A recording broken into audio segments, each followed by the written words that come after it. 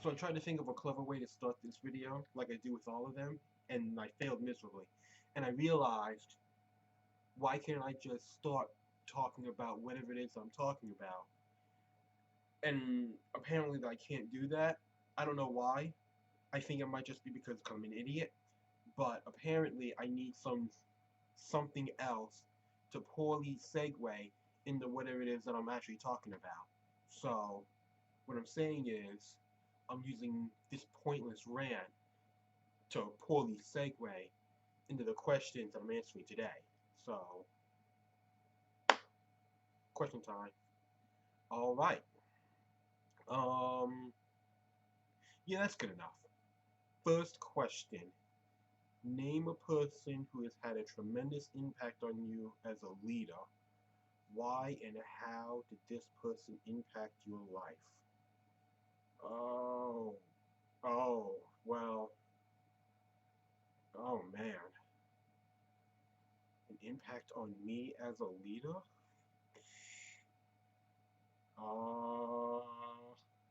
Alright. I am so not deep enough to properly answer this question. Where's that weird echo coming from? Is that in my head? Or is that my bathroom? Oh, I think it was my bathroom. Okay, well, good. I thought there was a cavernous hole in my head and I was going crazy. But I'm not. It was just I left the door open, so I'm fine. Anyway, tremendous impact on me as a leader. Uh, yeah. I'm kind of shallow. I mean, there were like, God. Okay, there were technically, I have answers for this, but none of them had a tremendous impact on me. Uh, like, no, no, I can't even make something up. Here's the thing, I don't try to replicate other people in leadership, but I've also don't really want to, because trying to replicate people usually ends up going badly. Because no one can be as good of a version as yourself as yourself, right? Yeah. The point is, no one's made an impact on me. Like, not me personally. I mean, sure, people have made an impact in like my life, but like they're the same people that made an impact on everyone's lives. Like, I never, I've never been inspired by anybody to do stuff. It's not like Obama made me want to be president. I wanted to do it because, well, I don't know why. Well, I know why, but none of them are good reasons. But that's not really the point today. The point is that I am a shallow jackass and I do not have the qualifications to answer this question. Technically, I guess the person who's made the most tremendous impact on me as a leader is me, which is sad and conceited, which both describe me, so I guess it works.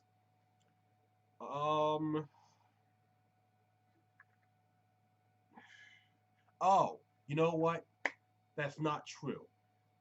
This, the only one that I can really follow up on the best leadership, which none of that, not a real person, mind you, but real leaders are, well, you've all seen them, so it's no real point in going into that. The only one that I really do just understand is Superman. Not because he's actually Superman, because all he does is stand there, act like he's doing all the work, and then lets Batman figure it out. Which, is really what I'm trying to accomplish. So, yeah. Yeah, that's fine. Next question. Uh, exactly. Oh, I don't know what happened. I kind of just stopped. Exactly how do you encourage creative thinking within your organization? I'm probably gonna have like, I don't know.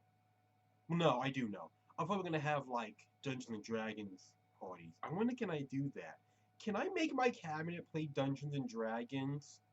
That, I don't think they'd be good. Well, if it were my cabinet, they'd be good. I mean, the current cabinet probably sucks at Dungeons and Dragons, but that's because they're all sad, unimaginative jerks. I mean, I'm a jerk too, but I'm also a sad jerk. But I'm very imaginative, so that's one thing I have up on them. Anyway, yeah, I probably have like, I'm sure there's other things I would do, stuff like that's relevant, but yeah, I'd probably just have Dungeons and Dragons parties. Mainly because I like Dungeons and Dragons, also because I think that would just be cheaper than playing golf. I think it would be funny if, like, a major cabinet in the government, well, played Dungeons and Dragons. So, there you go. But, like, as far as, like, actual creative thinking, I don't know, that's really all I got. I mean, I guess storyboarding, which I've always really liked. Like, when people do animation, they do like little storyboards or draw little storyboards or whatever the process is. And I guess that's one thing I would like to do. Or just writing up random storylines about situations that could happen. Actually, there are a bunch of things I could do. That's probably the only thing I'd actually be good at. Well, there you go. Next question.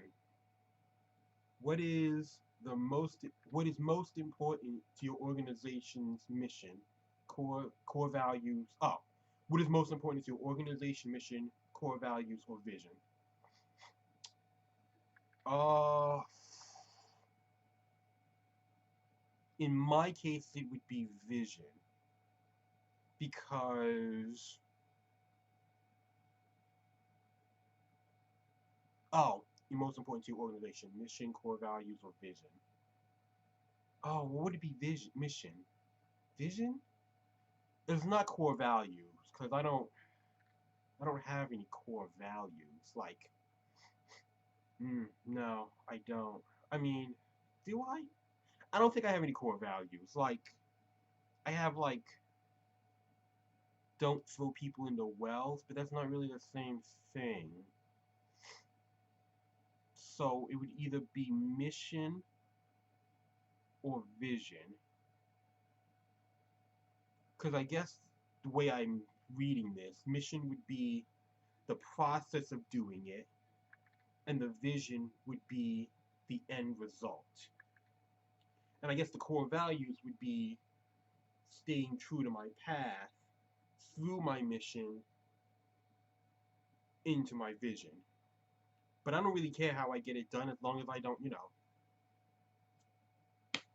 set fire to bunny reservations. Bunny reservations? I'll stick with it. Everyone likes bunnies. Well, except the bunny hater brigade, I guess. I'm getting off on a weird thing, so I'm just gonna stop that whole line of thought. Anyway, technically, I guess the most important thing to me would be my organization's mission, because regardless of whatever my vision is going to be, because it changes almost infinitely, I do know the mission is going to be the same. Well, yeah, it's going to be the same. So, that's pretty much the most important thing, I guess. I mean, I said it, and it makes sense. So I guess that's true, even though I really didn't think it would be. Well, good for me. Anyway, next question. Uh, how would you ensure your businesses and its activities are aligned with your core values? How would I ensure that? I mean, hmm. At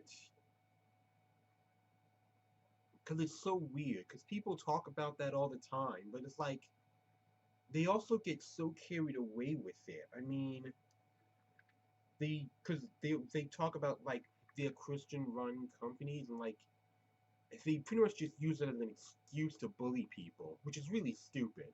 I don't really understand it because it costs them money, and as a capitalist country, getting money is supposed to be way more important than religion, even though we say it's not. But we all know it is because, well, we're selfish jerks.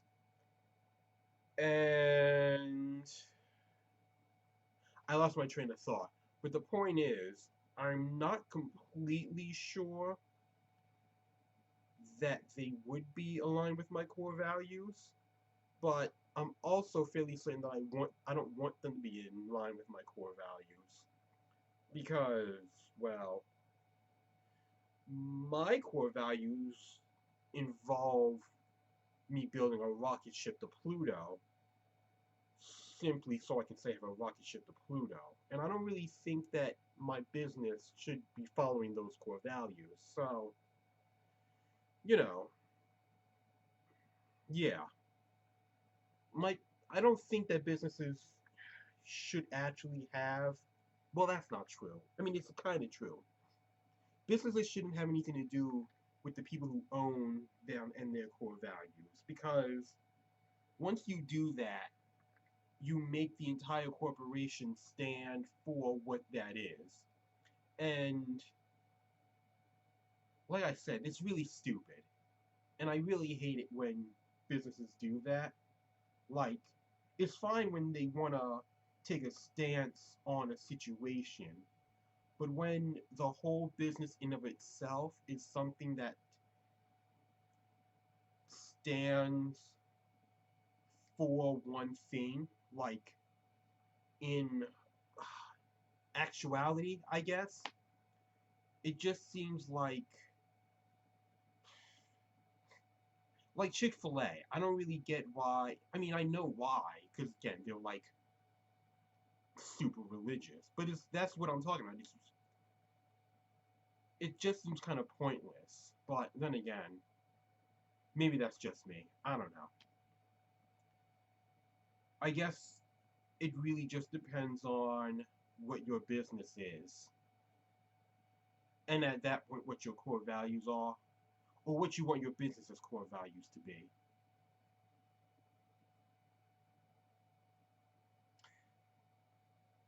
Yeah, I don't. Yeah, I mean, that or make sure that everyone who works for you understands that this is more of a cult than it is a company, which is what a lot of people do, which is also why it's really screwed up. So, you know, it's weird, man.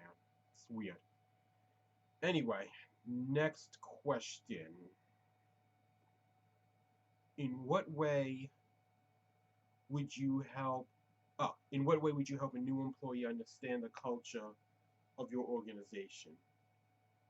Oh, well, one thing I'm definitely not going to do is make one of those awful trainee tapes, because those things are terrible, and they're nothing but lies. I mean, there's really nothing that you can do except to have them work within the organization.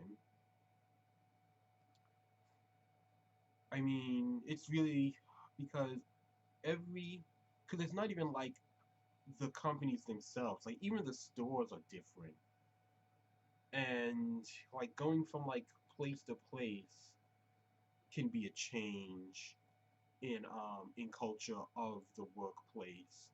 Even if you worked at like in retail, like even if you worked at one, what's a retail shop that people, Walmart. Walmart's a thing. If you worked at one Walmart and you go to another, it's still this weird shift.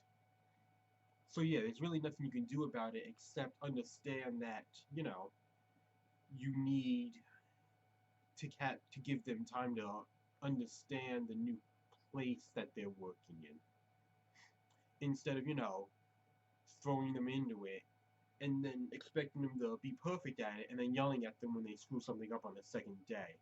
Because people who run things are jerks and they expect absolute perfection, even though they're drunken losers who spend all their time wasting all the company money. I don't know if that's what any of them actually do, but I'm fairly certain that that's exactly what they do. Anyway, next question.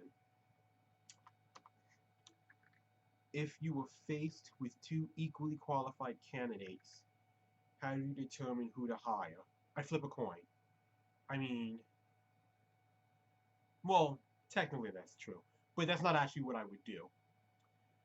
As far as if they were equally qualified, I would ask them if they had any other skills outside of what their job was for. Like, regardless of what the job is,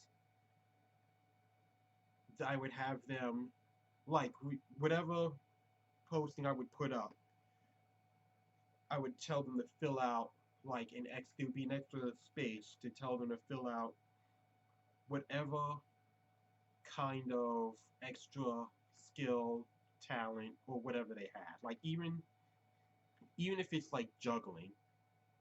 Now, well, no, I mean there is no now, but yeah, like whatever it happened to be, because the two are once the two are already even, it's just a matter of what is it that you're looking for after the fact. So I mean, if you also want to hire the guy who can juggle to teach you how to juggle also, then you can do that. Or if you want to hire the woman who knows Portuguese to also teach you Portuguese, or just to be a translator for Portuguese, I guess.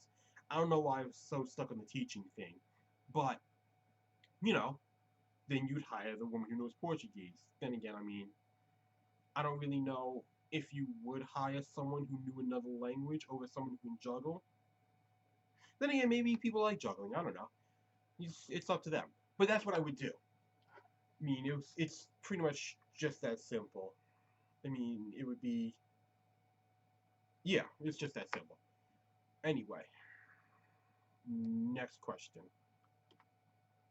Um, Explain to me what is one characteristic that you believe every leader should possess. The ability to separate themselves from a situation. And this is like current, but it's like always been a situation. Well, it's always been an issue. Now, I can't say for sure how well or bad any other leader is at doing things indifferently. Not indifferently. Well, yeah, indifferently. That's right, right? I think it is. Separating yourself from a situation is probably the best thing that you can do as a leader. Well, in a lot of things, really. It doesn't even have to just be a leader. But, yeah, being able to separate yourself from the situation because people are really stupid. And they get even stupider when they make things personal, which they do a lot because, well, again, people are stupid. So, yeah. And as far as I understand it, like, most people have problems with that because of, well, various reasons, whether it's their views, beliefs, ego, or even just their bank account. They're all issues that people have that make them want to get involved on a personal level, which usually doesn't end well. But again, luckily for me, well, again, I have an ego. I just don't care about what anyone else thinks of it because, well, my ego of myself just dictates that my opinion you doesn't mean anything. Other people's opinion doesn't mean anything. Well, my opinion also doesn't mean anything. But anyway, that's the point. The point is that if you can separate yourself from a situation, then you can look at it at least semi-objectively and, figure out what to actually do about it instead of whining that people don't agree with you or that everyone's against you or blah, blah, blah, blah. It doesn't matter at this point. Uh, what is one mistake you witness leaders making more frequently than others? Again, I guess getting personally involved, right? Well, not really getting personally involved. It's bringing their own ideals into a situation. Because it's not even just here. Whenever a leader of any type decides to bring their own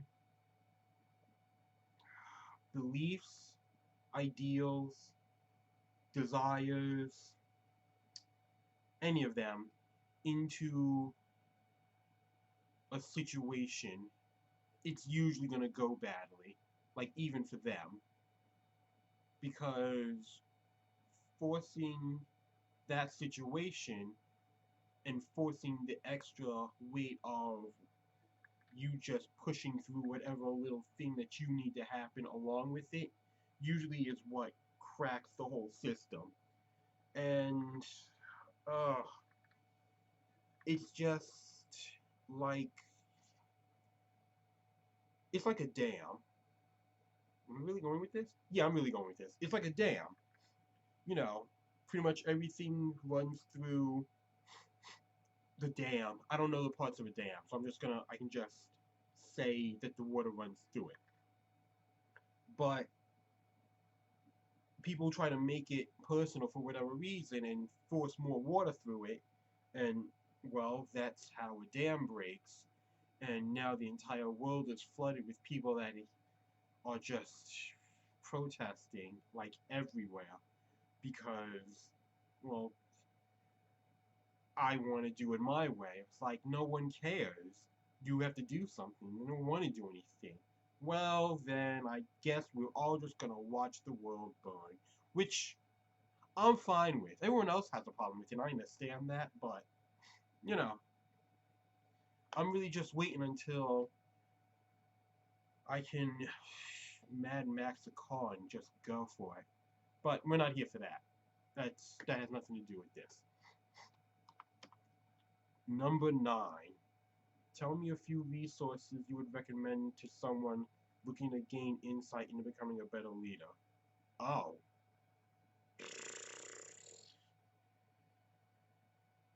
I have no clue. I mean, here's the thing. I guess the problem is it depends on what type of leader you want to be.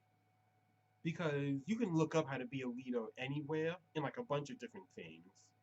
But there are also different types of leaders. Because I say you shouldn't bring personal stuff into being a leader of any type, but if you if your leadership role was something personal, then I mean I get it, but it still doesn't work. The problem is you can't have personal feelings for what it is that you're trying to run. And I know that that makes it difficult because, of course, a person who really likes that thing wants to, be in charge of it. But when you are one of those people, you tend to force it to go in the direction that you want because that's your vision for it. And just because that's your vision for it doesn't mean that that's the vision that's best or that anyone else wants. And that's when things become an issue. So I can't really say any resources. Well, actually, what the? Why am I? Ugh, I've been talking too long. Is that what's going on? Whatever. Anyway, again, I have no. I mean, I guess you can just look up. I guess just read psych books because the problem. I can't really say for sure. I mean, I don't want to say that some people are born leaders and some aren't because that's not true. You just kind of learn how. You kind of just learn what it is to be a leader and whether or not you want to pursue something within that area. Yeah, it it's kind of difficult, I guess, because it's like the people always say you're a natural born leader. That just means that you're a bossy jerk. And well, instead of telling you that to your face, we decided to give you a sugar coated phrasing of it. But you're just a jackass. And because it worked out a couple of times, we decided to call you a natural born leader and no one ever said anything about it. And then 20 years later, you decide to head up your own company and the thing goes belly up in a week. Now you owe the mafia $500,000 because no one told you that you were a jerk when you were 5. So, I guess if anything, if I had to say anything, the best resources to be a better leader would just be learning to talk to people and learning how to accept other ideas that aren't yours. Ideas, opinions, desires, goals, views, and well, those are the only ones I can think of. But you get the point. Because once you can do that, you can be a better leader. So yeah. And this is the last one. Can you share with me an example of how you helped coach or mentor someone? What enhancements did you see in the person's knowledge or skills? Wow, you were asking a lot of me. You. I mean, I don't. I'm not really much of a mentor. Oh no, I'm not. I mean, I coached people on stuff. But it's like I don't know, cause it's like it's such a blur. I don't even really think about stuff like that. I don't. No, I can't really. I don't really coach people. Not well. I don't want to, but it's not because I don't want to. It's because coaching people is kind of a difficult thing depending on who it is that you're coaching. Because there were some people that already decided that they know more than you about a situation, even though they don't, and I don't have the energy to put up with them, even though, well, I do, but I also just don't want to. So, there's that. But I guess the best, no, nope, that wasn't me. That was someone else. I kind of just displaced my face and put them over that in my memory. I don't really think I've actually coached anyone, but I mean, I've trained people at like work, I guess. But like,